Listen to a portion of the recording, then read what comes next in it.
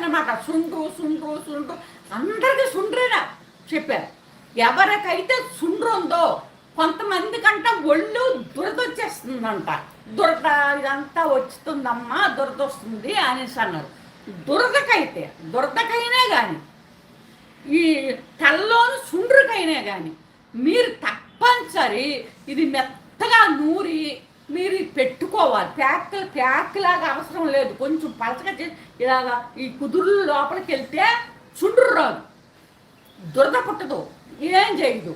మగవాళ్ళు కానీ అయ్యేలాగుంటే కొద్దిగా పసుపు వేసేసి ఒంటి మొత్తం బలిని తీసేసి ఒంటి మొత్తం ఎవరికి ఇది దురద ఉందో, ఎవరికి గజ్జి ఉందో, ఎవరికి తామర ఉందో వాళ్ళు బట్టలు తీసేసి ఇది మొత్తం ఒంటి మొత్తం రాసుకోవాలి. రాసుకొని మనకు కొంచెం ఎండ తగిలితారు, మన గుమ్మం ముందు కూర్చుంటే అది ఆరిపోద్ది. ఆరిపోయిన తర్వాత ఈ ఆకులు తీసుకెళ్ళి కొంచెం నీళ్ళల్లో వేసి మరగబెడతాం కదా, మరగబెట్టి చూస్తాం. అవే నీళ్ళు మీరు స్నానం చేసుకోవాలి. అవే నీళ్ళు మీరు ఈ తల మీద చుండ్రున్నదని పెట్టి అన్నారు చూడు, వాళ్ళు కూడా అదే నీళ్ళు పోసుకోవాలి. ఏం కాదు, బాగుంటుంది. చాలా తర్వాత మీకే తెలుసు. ఆ చుండ్రు పోయిన దాకా కూడా ఇప్పుడు